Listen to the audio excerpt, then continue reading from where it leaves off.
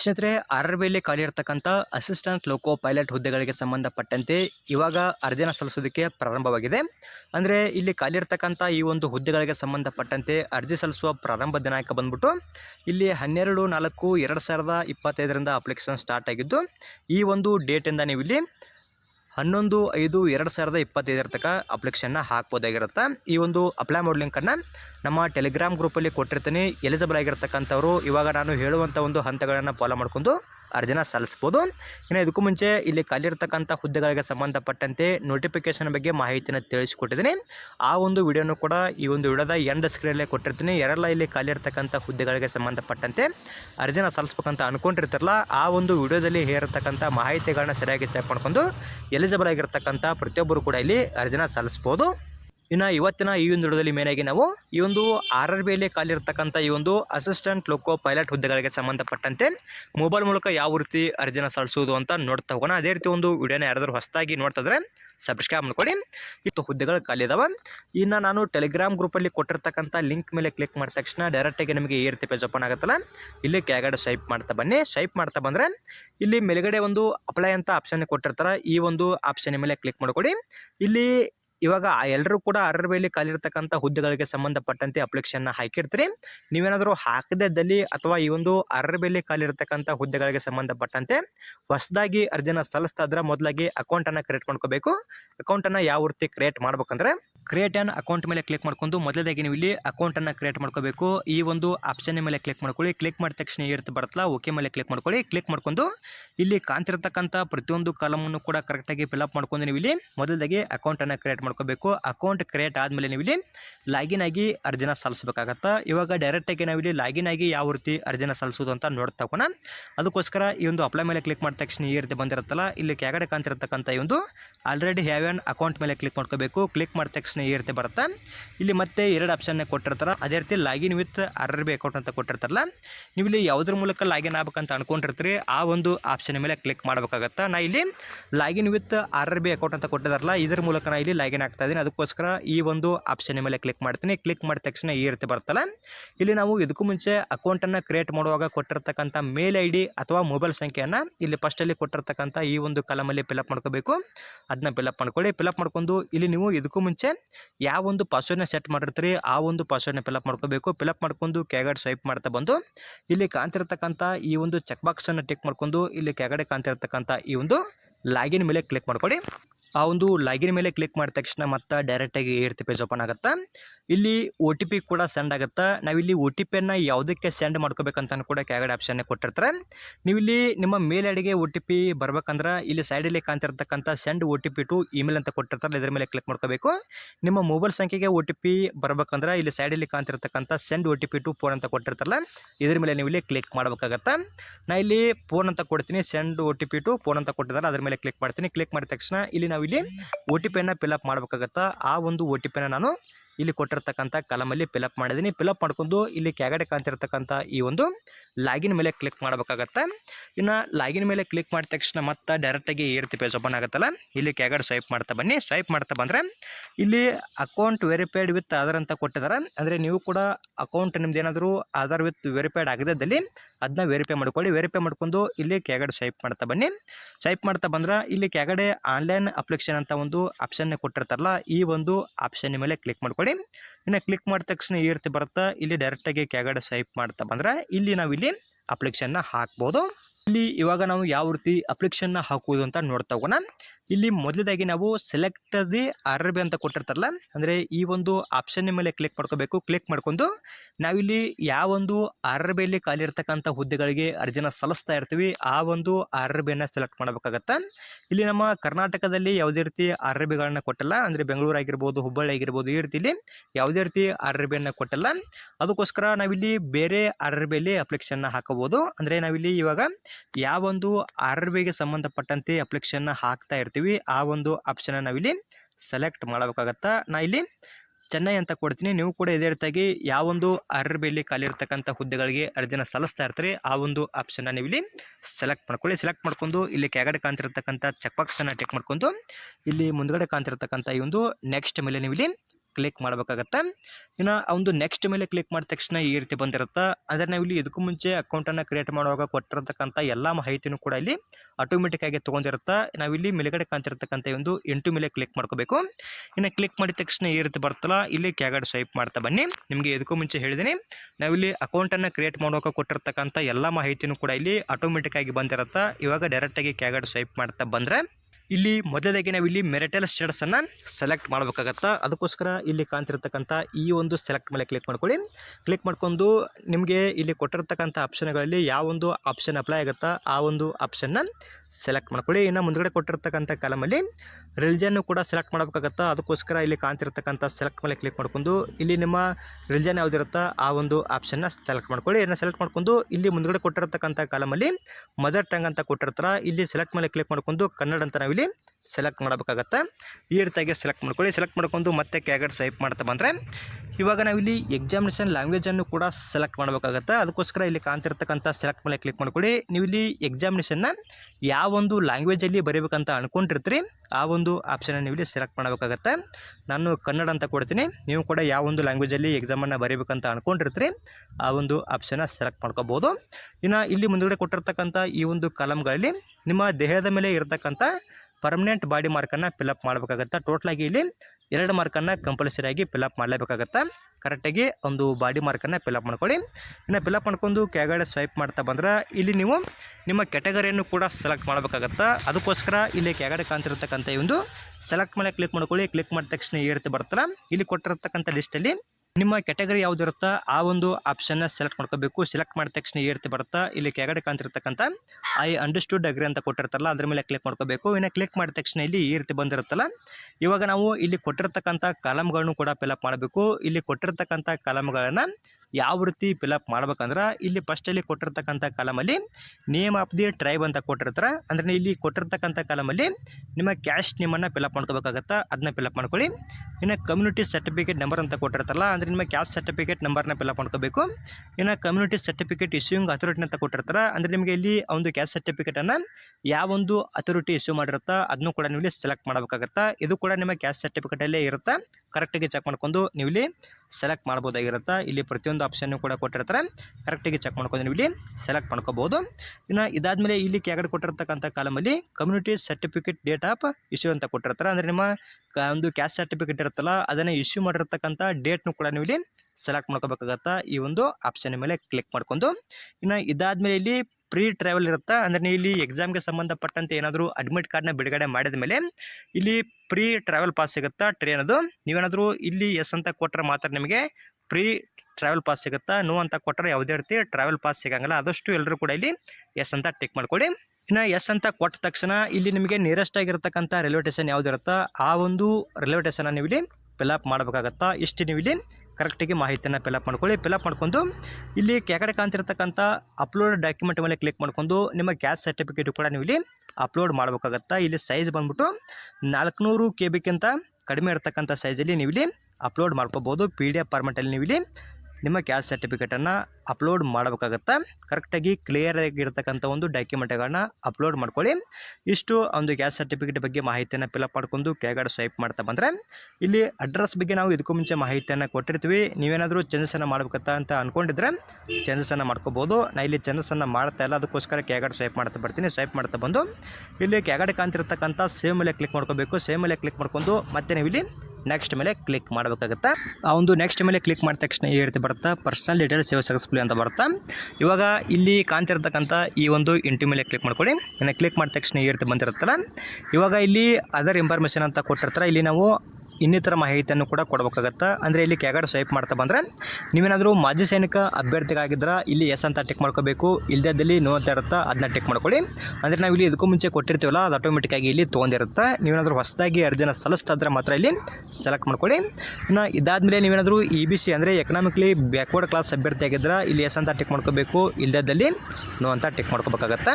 ಇನ್ನು ಇದಾದಮೇಲೆ ಇಲ್ಲಿ ನೀವೇನಾದರೂ ಸದ್ಯಕ್ಕೆ ಇವಾಗ ರೈಲ್ವೆ ಎಂಪ್ಲಾಯ್ಡ್ ಆಗಿ ಸರ್ವೆಯನ್ನು ಮಾಡ್ತಾ ಇದ್ದರೆ ಇಲ್ಲಿ ಎಸ್ ಅಂತ ಟಿಕ್ ಮಾಡ್ಕೋಬೇಕು. ಇಲ್ಲದಲ್ಲಿ ನೋ ಅಂತ ಟಿಕ್ ಮಾಡ್ಕೊಳ್ಳಿ. ಇನ್ನು ನೋ ಅಂತ ಟಿಕ್ ಮಾಡ್ಕೊಂಡು ಕೆಳಗಡೆ ಸ್ವೈಪ್ ಮಾಡ್ತಾ ಬಂದರೆ ಇಲ್ಲಿ ಮತ್ತೊಂದು ಮಾಹಿತಿಯನ್ನು ಕೂಡ ಕೊಟ್ಟಿರ್ತಾರೆ. ನೀವೇನಾದರೂ ಇವಾಗ ಕರೆಂಟಾಗಿ ರೈಲ್ವೆ ಡಿಪಾರ್ಟ್ಮೆಂಟ್ ಅಥವಾ ಆರ್ಗನೈಸೇಷನಲ್ಲಿ ಕೆಲಸವನ್ನು ಮಾಡ್ತಾ ಇದ್ರೆ ಅಥವಾ ಎಂಪ್ಲಾಯ್ಮೆಂಟ್ ಒಂದು ಡೀಟೇಲ್ಸ್ ಏನಾದರೂ ಇದ್ದರೆ ಅದನ್ನು ಕೂಡ ಇಲ್ಲಿ ಫಿಲಪ್ ಮಾಡ್ಕೋಬೋದು. ಇಲ್ಲದಲ್ಲಿ ನೀವು ಇಲ್ಲಿ ನಾಟ್ ಅಪ್ಲಿಕೇಬಲ್ ಅಂತ ನೀವು ಇಲ್ಲಿ ಸೆಲೆಕ್ಟ್ ಮಾಡಬೇಕಾಗತ್ತೆ. ಈ ರೀತಿಯಾಗಿ ನಾಟ್ ಅಪ್ಲಿಕೇಬಲ್ ಅಂತ ಸೆಲೆಕ್ಟ್ ಮಾಡ್ಕೊಳ್ಳಿ. ಸೆಲೆಕ್ಟ್ ಮಾಡ್ಕೊಂಡು ಕೆಳಗಡೆ ಸ್ವೈಪ್ ಮಾಡ್ತಾ ಬಂದರೆ ನಿಮ್ದೇನಾದರೂ ಇಲ್ಲಿ ಅಪ್ರೆಂಟಿಸ್ಶಿಪ್ ಏನಾದರೂ ಆಗಿದ್ದರೆ NCVT ಥ್ರೂ ಅಪ್ರೆಂಟಿಸ್ಶಿಪ್ ಏನಾದರೂ ಆಗಿದ್ದರೆ ನೀವು ಇಲ್ಲಿ ಎಸ್ ಅಂತ ಟಿಕ್ ಮಾಡ್ಕೋಬೇಕು. ಇಲ್ಲದಲ್ಲಿ ನೋ ಅಂತ ಟಿಕ್ ಮಾಡ್ಕೊಳ್ಳಿ. ಇನ್ನು ನೋ ಅಂತ ಟಿಕ್ ಮಾಡ್ಕೊಂಡು ಕೆಳಗಡೆ ಸ್ವೈಪ್ ಮಾಡ್ತಾ ಬಂದರೆ ಇದಕ್ಕೂ ಮುಂಚೆ ನಾವಿಲ್ಲಿ ಬ್ಯಾಂಕ್ ಇನ್ಫಾರ್ಮೇಷನ್ ಕೂಡ ಕೊಟ್ಟಿದ್ದೀವಿ. ಅಂದರೆ ಇವಾಗ ಹೊಸದಾಗಿ 2 ಜನ ಸಲ್ಲಿಸ್ತಾ ಇರೋರು ಇಲ್ಲಿ ಮೊದಲಾಗಿ ನಿಮ್ಮ ನೇಮನ್ನು ಫಿಲಪ್ ಮಾಡಬೇಕಾಗತ್ತೆ.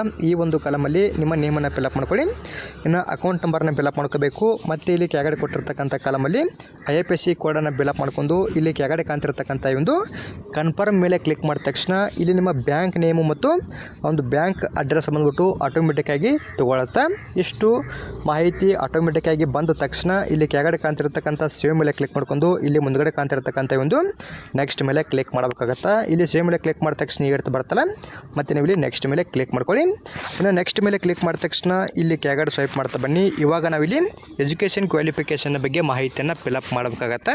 ಇಲ್ಲಿ 10ನೇ ತರಗತಿ ಕ್ವಾಲಿಫಿಕೇಷನ್ ಬಂದ್ಬಿಟ್ಟು ಆಟೋಮೆಟಿಕ್ಕಾಗಿ ತೊಗೊಂಡಿರುತ್ತೆ. ಅಂದರೆ ನಾವಿಲ್ಲಿ ಇದಕ್ಕೂ ಮುಂಚೆ ಅಪ್ಲಿಕೇಶನ್ ಹಾಕುವಾಗ ಕೊಟ್ಟಿದ್ರೆ ಆಟೋಮೆಟಿಕ್ಕಾಗಿ ತೊಗೊಂಡಿರುತ್ತೆ. ಇವಾಗ ನಾವಿಲ್ಲಿ ಮೇಯ್ನಾಗಿ ಯಾವೊಂದು ಕ್ವಾಲಿಫಿಕೇಷನ್ ಮೇಲೆ ಅರ್ಜಿನ ಸಲ್ಲಿಸ್ತಾ ಇರ್ತೀವಿ ಆ ಒಂದು ಕ್ವಾಲಿಫಿಕೇಷನ್ ನಾವಿಲ್ಲಿ ಯಾಡ್ ಮಾಡಬೇಕಾಗತ್ತೆ. ಆ ಒಂದು ಕ್ವಾಲಿಫಿಕೇಷನ್ನ ಯಾವ ರೀತಿ ಯಾಡ್ ಮಾಡ್ಬೇಕಂದ್ರೆ ಇಲ್ಲಿ ಕೆಳಗಡೆ ಕಾಣ್ತಿರ್ತಕ್ಕಂಥ ಒಂದು ಸೆಲೆಕ್ಟ್ ಮೇಲೆ ಕ್ಲಿಕ್ ಮಾಡ್ಕೊಳ್ಳಿ. ಕ್ಲಿಕ್ ಮಾಡಿದ ತಕ್ಷಣ ಈ ರೀತಿ ಬರುತ್ತೆ. ನೀವೇನಾದರೂ ಡಿಪ್ಲೊಮಾ ಕಂಪ್ಲೀಟ್ ಮಾಡ್ಕೊಂಡು ಅರ್ಜಿನ ಸಲ್ಲಿಸ್ತಾ ಇದ್ರೆ ಅದು ಕೂಡ ಮೇಯ್ನಾಗಿ ಯಾವ ಒಂದು ವಿಭಾಗದಲ್ಲಿ ಪಾಸ್ ಆಗಿದ್ರೆ ಅರ್ಜಿನ ಸಲ್ಲಿಸ್ಬೋದು ಅಂತ ನಾನು ಇದಕ್ಕೂ ಮುಂಚೆ ಮಾಡಿರ್ತಕ್ಕಂಥ ನೋಟಿಫಿಕೇಷನ್ ನೋಡಿದಲ್ಲಿ ತಿಳಿಸ್ಕೊಟ್ಟಿದ್ದೀನಿ. ನೀವೇನಾದರೂ ಡಿಪ್ಲೊಮಾ ಮೇಲೆ ಅಪ್ಲಿಕೇಶನ್ನ ಹಾಕ್ತಾ ಇದ್ರೆ ಈ ಒಂದು ಆಪ್ಷನ್ನ ಸೆಲೆಕ್ಟ್ ಮಾಡ್ಕೋಬೇಕು. ನೀವೇನಾದರೂ ಡಿಗ್ರಿಯಲ್ಲಿ ಅಥವಾ ಡಿಗ್ರಿ ಕಂಪ್ಲೀಟ್ ಮಾಡ್ಕೊಂಡು ಅರ್ಜಿನ ಸಲ್ಲಿಸ್ತಾ ಇದ್ರೆ ಈ ಒಂದು ಆಪ್ಷನ್ನ ಸೆಲೆಕ್ಟ್ ಮಾಡ್ಕೊಂಡು ಅರ್ಜಿನ ಸಲ್ಲಿಸಬೇಕಾಗುತ್ತೆ. ಇನ್ನು ಇದಾದಮೇಲೆ ITI ಕೂಡ ಕೊಟ್ಟಿರ್ತಾರೆ. ನೀವೇನಾದರೂ ITI ಮೇಲೆ ಅಪ್ಲಿಕೇಶನ್ನ ಹಾಕ್ತಾ ಇದ್ರೆ ITIದಲ್ಲಿ ಯಾವ ಒಂದು ಟ್ರೇಡ್ಗಳನ್ನ ತೆಗೆದುಕೊಂಡು ಪಾಸ್ ಆಗಿರ್ತಕ್ಕಂಥವ್ರು ಅರ್ಜಿನ ಸಲ್ಲಿಸ್ಬೋದು ಅಂತ ನಾನು ಇದಕ್ಕೂ ಮುಂಚೆ ನಿಮಗೆ ಮಾಹಿತಿಯನ್ನು ತಿಳಿಸ್ಕೊಟ್ಟಿದ್ದೀನಿ. ಇನ್ನು ಇದಾದಮೇಲೆ NAC ಅಂತ ಕೊಟ್ಟಿರ್ತಾರೆ. ಅಂದರೆ ಅದು ನ್ಯಾಷನಲ್ ಅಪ್ರೆಂಟಿಸ್ಶಿಪ್ ಆಗಿರುತ್ತೆ. ನಿಮ್ದೇನಾದರೂ ಅಪ್ರೆಂಟಿಸ್ಶಿಪ್ ಆಗಿದ್ರೆ ಇಲ್ಲಿ 10th ಆದಮೇಲೆ ನೀವು ಈ ಒಂದು ಆಪ್ಷನ್ನ ಸೆಲೆಕ್ಟ್ ಮಾಡ್ಕೊಂಡು ಅರ್ಜಿನ ಸಲ್ಲಿಸ್ಬೋದಾಗಿರುತ್ತೆ. ನೀವು ಇಲ್ಲಿ ಯಾವ ಒಂದು ಕ್ವಾಲಿಫಿಕೇಷನ್ ಮೇಲೆ ಅರ್ಜಿನ ಸಲ್ಲಿಸ್ಬೇಕಂತ ಅಂದ್ಕೊಂಡಿರ್ತೀರಿ ಆ ಒಂದು ಕ್ವಾಲಿಫಿಕೇಷನ್ನ ಸೆಲೆಕ್ಟ್ ಮಾಡ್ಕೋಬೇಕು. ಇನ್ನು ಸೆಲೆಕ್ಟ್ ಮಾಡ್ಕೊಂಡ ತಕ್ಷಣ ಈ ರೀತಿ ಬರುತ್ತೆ. ಇವಾಗ ನಾವು ಇಲ್ಲಿ ಕೊಟ್ಟಿರ್ತಕ್ಕಂಥ ಒಂದು ಕಾಲಮ್ಗಳನ್ನ ಫಿಲಪ್ ಮಾಡಬೇಕಾಗತ್ತೆ. ನಾನು ಇಲ್ಲಿ ITI ಮೇಲೆ ಅಪ್ಲಿಕೇಶನ್ನ ಹಾಕ್ತಾ ಇದ್ದೀನಿ. ಇಲ್ಲಿ ಮೊದಲದಾಗಿ ನಾವು ಟ್ರೇಡನ್ನು ಸೆಲೆಕ್ಟ್ ಮಾಡಬೇಕಾಗತ್ತೆ. ಈ ಒಂದು ಆಪ್ಷನ್ ಮೇಲೆ ಕ್ಲಿಕ್ ಮಾಡ್ಕೊಳ್ಳಿ. ಕ್ಲಿಕ್ ಮಾಡಿದ ತಕ್ಷಣ ನಿಮ್ಮದು ITIದಲ್ಲಿ ಯಾವ ಒಂದು ಟ್ರೇಡ್ ಆಗಿರುತ್ತೋ ಆ ಒಂದು ಟ್ರೇಡನ್ನು ನೀವು ಇಲ್ಲಿ ಸೆಲೆಕ್ಟ್ ಮಾಡ್ಕೋಬೇಕಾಗತ್ತೆ. ಆ ಒಂದು ಟ್ರೇಡ್ನ ಸೆಲೆಕ್ಟ್ ಮಾಡ್ಕೊಳ್ಳಿ. ಇನ್ನು ರಾಜ್ಯವನ್ನು ಕೂಡ ಸೆಲೆಕ್ಟ್ ಮಾಡ್ಕೋಬೇಕು. ಇಲ್ಲಿ ಕೂಡ ನೀವು ರಾಜ್ಯವನ್ನು ಸೆಲೆಕ್ಟ್ ಮಾಡ್ಕೊಳ್ಳಿ. ರಾಜ್ಯವನ್ನು ಸೆಲೆಕ್ಟ್ ಮಾಡ್ಕೊಂಡು ಇಲ್ಲಿ ಡಿಸ್ಟಿಕನ್ನು ಕೂಡ ಕೊಡಬೇಕಾಗತ್ತೆ. ಈ ಒಂದು ಸೆಲೆಕ್ಟ್ ಮೇಲೆ ಕ್ಲಿಕ್ ಮಾಡ್ಕೊಂಡು ಡಿಸ್ಟಿಕನ್ನು ಸೆಲೆಕ್ಟ್ ಮಾಡ್ಕೊಳ್ಳಿ. ಇನ್ನು ಡಿಸ್ಟಿಕನ್ನು ಸೆಲೆಕ್ಟ್ ಮಾಡಿದ ಮೇಲೆ ಇಲ್ಲಿ ನೇಮ್ ಆಫ್ ಇನ್ಸ್ಟಿಟ್ಯೂಟ್ ಅಂತ ಕೊಟ್ಟಿರ್ತಾರೆ. ನಿಮ್ಮದು ITI ಕ್ವಾಲಿಫಿಕೇಷನ್ ಬಂದ್ಬಿಟ್ಟು ಯಾವ ಒಂದು ಕಾಲೇಜ್ ಅಥವಾ ಯಾವ ಒಂದು ಇನ್ಸ್ಟಿಟ್ಯೂಟಲ್ಲಿ ಆಗಿರುತ್ತೆ ಅದನ್ನು ಕೂಡ ನೀವು ಇಲ್ಲಿ ಫಿಲಪ್ ಮಾಡ್ಕೋಬೇಕಾಗುತ್ತೆ. ಅದನ್ನು ಕೂಡ ಇಲ್ಲಿ ಫಿಲಪ್ ಮಾಡ್ಕೊಳ್ಳಿ. ಇನ್ನು ಡೇಟ್ ಆಫ್ ಪಾಸಿಂಗ್ ಅಂತ ಕೊಟ್ಟಿರ್ತಾರೆ. ಇಲ್ಲಿ ಈ ಒಂದು ಆಪ್ಷನ್ ಮೇಲೆ ಕ್ಲಿಕ್ ಮಾಡಿದ ತಕ್ಷಣ ಹೇಳ್ತೀವಿ ಒಂದು ಕ್ಯಾಲೆಂಡರ್ ಬರುತ್ತಲ್ಲ, ಇಲ್ಲಿ ನೀವು ನಿಮ್ಮ ಪಾಸಿಂಗ್ ಡೇಟು ಮಂತು ಒಂದು ಇಯರ್ನು ಕೂಡ ಇಲ್ಲಿ ಸೆಲೆಕ್ಟ್ ಮಾಡಬೇಕಾಗತ್ತೆ. ಅದನ್ನು ಕೂಡ ಇಲ್ಲಿ ಸೆಲೆಕ್ಟ್ ಮಾಡ್ಕೊಳ್ಳಿ. ಇನ್ನು ಇದಾದಮೇಲೆ ಸರ್ಟಿಫಿಕೇಟ್ ಇಶ್ಯೂಡ್ ಬೈ ಅಂತ ಕೊಟ್ಟಿರ್ತಾರೆ. ಇಲ್ಲಿ ಕಾಣ್ತಿರ್ತಕ್ಕಂಥ ಸೆಲೆಕ್ಟ್ ಮೇಲೆ ಕ್ಲಿಕ್ ಮಾಡ್ಕೊಳ್ಳಿ. ಕ್ಲಿಕ್ ಮಾಡಿದ ತಕ್ಷಣ ನಿಮ್ಮದು ITI ಬಂದ್ಬಿಟ್ಟು NCVT ಥ್ರೂ ಆಗಿದ್ದರೆ NCVT ಅಂತ ಟಿಕ್ ಮಾಡ್ಕೋಬೇಕು. SCVT ಥ್ರೂ ಆಗಿದ್ದರೆ SCVT ಅಂತ ನೀವು ಇಲ್ಲಿ ಟಿಕ್ ಮಾಡಬೇಕಾಗತ್ತೆ. ನಂದು ಕ್ವಾಲಿಫಿಕೇಷನ್ ಬಂದ್ಬಿಟ್ಟು SCVT ಥ್ರೂ ಆಗಿದೆ, ಅದಕ್ಕೋಸ್ಕರ ನಾನು ಇಲ್ಲಿ SCVT ಅಂತ ಟಿಕ್ ಮಾಡ್ತೀನಿ. ಇನ್ನು ಮುಂದ್ಗಡೆ ಕೊಟ್ಟಿರ್ತಕ್ಕಂಥ ಕಾಲಮಲ್ಲಿ ಸರ್ಟಿಫಿಕೇಟ್ ಟೈಪ್ ಅಂತ ಕೊಟ್ಟಿರ್ತಾರೆ. ಈ ಒಂದು ಸೆಲೆಕ್ಟ್ ಮೇಲೆ ಕ್ಲಿಕ್ ಮಾಡ್ಕೊಳ್ಳಿ. ಕ್ಲಿಕ್ ಮಾಡಿದ ತಕ್ಷಣ ಈ ರೀತಿ ಬರುತ್ತೆ.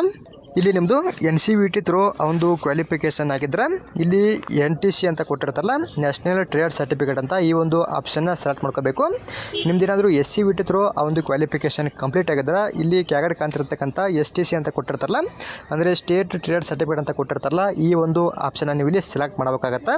ಕರೆಕ್ಟಾಗಿ ಕ್ವಾಲಿಫಿಕೇಷನ್ ಬಗ್ಗೆ ಮಾಹಿತಿಯನ್ನು ಫಿಲಪ್ ಮಾಡ್ಕೊಂಡು ಇಲ್ಲಿ ಕೆಳಗಡೆ ಕಾಣ್ತಿರ್ತಕ್ಕಂಥ ಒಂದು ಯಾಡ್ ಮೇಲೆ ಕ್ಲಿಕ್ ಮಾಡ್ಕೊಳ್ಳಿ. ಯಾಡ್ ಮೇಲೆ ಕ್ಲಿಕ್ ಮಾಡಿದ ತಕ್ಷಣ ನಿಮ್ಮ ಕ್ವಾಲಿಫಿಕೇಷನ್ ಯಾಡ್ ಆಗುತ್ತೆ. ಯಾಡ್ ಆದ ತಕ್ಷಣ ಇಲ್ಲಿ ಕೆಳಗಡೆ ಕಾಣ್ತಿರ್ತಕ್ಕಂಥ ಈ ಒಂದು ನೆಕ್ಸ್ಟ್ ಮೇಲೆ ಕ್ಲಿಕ್ ಮಾಡ್ಕೊಳ್ಳಿ. ಆ ಒಂದು ಕ್ವಾಲಿಫಿಕೇಷನ್ ಯಾಡ್ ಆದಮೇಲೆ ಈ ರೀತಿ ಬರುತ್ತೆ, ಯಾಡ್ ಸಕ್ಸಸ್ಫುಲಿ ಅಂತ ಇಲ್ಲಿ ಕಾಣ್ತಿರ್ತಕ್ಕಂಥ ನೆಕ್ಸ್ಟ್ ಮೇಲೆ ಕ್ಲಿಕ್ ಮಾಡ್ಕೊಳ್ಳಿ. ಇನ್ನು ನೆಕ್ಸ್ಟ್ ಮೇಲೆ ಕ್ಲಿಕ್ ಮಾಡಿದ ತಕ್ಷಣ ಇವಾಗ ನಾವಿಲ್ಲಿ ಫೋಟೋ ಮತ್ತು ಸಿಗ್ನೇಚರನ್ನು ಕೂಡ ಅಪ್ಲೋಡ್ ಮಾಡಬೇಕಾಗತ್ತೆ. ಇಲ್ಲಿ ಮೊದಲೇದಾಗಿ ಫೋಟೋ ಸೈಜ್ ಬಂದ್ಬಿಟ್ಟು 100 KB ಇಂದ 150 KB ಒಳಗಡೆ ಇರತಕ್ಕಂಥ ಸೈಜಲ್ಲಿ JPG ಅಥವಾ JPG ಫಾರ್ಮೆಟಲ್ಲಿ ಅಪ್ಲೋಡ್ ಮಾಡ್ಬೋದು. ಇಲ್ಲಿ ಫೋಟೋ ಬಂದ್ಬಿಟ್ಟು ವೈಟ್ ಬ್ಯಾಕ್ಗ್ರೌಂಡ್ ಫೋಟೋವನ್ನು ನೀವು ಇಲ್ಲಿ ಅಪ್ಲೋಡ್ ಮಾಡಬೇಕಾಗತ್ತೆ. ಇನ್ನು ಫೋಟೋವನ್ನು ಯಾವ ರೀತಿ ಅಪ್ಲೋಡ್ ಮಾಡ್ಬೇಕಂದ್ರೆ ಇಲ್ಲಿ ಕೆಳಗಡೆ ಕಾಣ್ತಿರ್ತಕ್ಕಂಥ ಈ ಒಂದು ಬ್ರೌಸ್ ಮೇಲೆ ಕ್ಲಿಕ್ ಮಾಡ್ಕೊಂಡು ನಿಮ್ಮ ಹತ್ರ ಸೇವ್ ಆಗಿರ್ತಕ್ಕಂಥ ಒಂದು ಫೈಲ್ನ ಮೇಲೆ ಕ್ಲಿಕ್ ಮಾಡ್ಕೊಳ್ಳಿ. ಅದು ಆಟೋಮೆಟಿಕ್ಕಾಗಿ ಇಲ್ಲಿ ಅಪ್ಲೋಡ್ ಆಗುತ್ತೆ. ಇನ್ನು ಇದಾದಮೇಲೆ ಸಿಗ್ನೇಚರ್ನು ಕೂಡ ಅಪ್ಲೋಡ್ ಮಾಡ್ಕೋಬೇಕು. ಇಲ್ಲಿ ಸಿಗ್ನೇಚರ್ ಯಾವ ರೀತಿ ಇರಬೇಕಂದ್ರೆ ಇಲ್ಲಿ ನೋಡಿ ನೀವು ಕೆಳಗಡೆ ಅವರು ಸಿಗ್ನೇಚರ್ ಬಗ್ಗೆಯೂ ಕೂಡ ಮಾಹಿತಿಯನ್ನು ಕೊಟ್ಟಿದ್ದಾರೆ. ಇಲ್ಲಿ ಸಿಗ್ನೇಚರ್ ಸೈಜ್ ಬಂದ್ಬಿಟ್ಟು 30 KB ಇಂದ ಹಿಡಿದು 49 KB ಒಳಗಡೆ ಇರ್ತಕ್ಕಂಥ ಸೈಜಲ್ಲಿ ನಿಮ್ಮ ಸಿಗ್ನೇಚರನ್ನು ಅಪ್ಲೋಡ್ ಮಾಡ್ಕೋಬೋದು. ಇನ್ನು ಸೈಜ್ ಬಂದ್ಬಿಟ್ಟು ಕರೆಕ್ಟಾಗಿ ಚೆಕ್ ಮಾಡ್ಕೋಬೇಕು. ಇನ್ನು ಯಾವ ಒಂದು ಫಾರ್ಮೆಟಲ್ಲಿ ಅಪ್ಲೋಡ್ ಮಾಡಬೇಕಂದ್ರೆ JPG ಅಥವಾ JPEG ಫಾರ್ಮೆಟಲ್ಲಿ ನಿಮ್ಮ ಸಿಗ್ನೇಚರನ್ನು ಅಪ್ಲೋಡ್ ಮಾಡಬೇಕಾಗತ್ತೆ. ಕರೆಕ್ಟಾಗಿ ನಿಮ್ಮ ಸಿಗ್ನೇಚರನ್ನು ಅಪ್ಲೋಡ್ ಮಾಡ್ಕೊಳ್ಳಿ. ಇನ್ನು ಸಿಗ್ನೇಚರ್ನು ಕೂಡ ಸೇಮ್ ಅದೇ ರೀತಿಯಾಗಿ ಇಲ್ಲಿ ಕಾಣ್ತಿರ್ತಕ್ಕಂಥ ಈ ಒಂದು ಬ್ರೌಸ್ ಮೇಲೆ ಕ್ಲಿಕ್ ಮಾಡ್ಕೊಂಡು ನಿಮ್ಮ ಹತ್ರ ಸೇವ್ ಆಗಿರ್ತಕ್ಕಂಥ ಫೈಲ್ನ ಮೇಲೆ ಕ್ಲಿಕ್ ಮಾಡ್ಕೊಳ್ಳಿ. ಅದು ಕೂಡ ಇಲ್ಲಿ ಆಟೋಮೆಟಿಕ್ಕಾಗಿ ಅಪ್ಲೋಡ್ ಆಗುತ್ತೆ.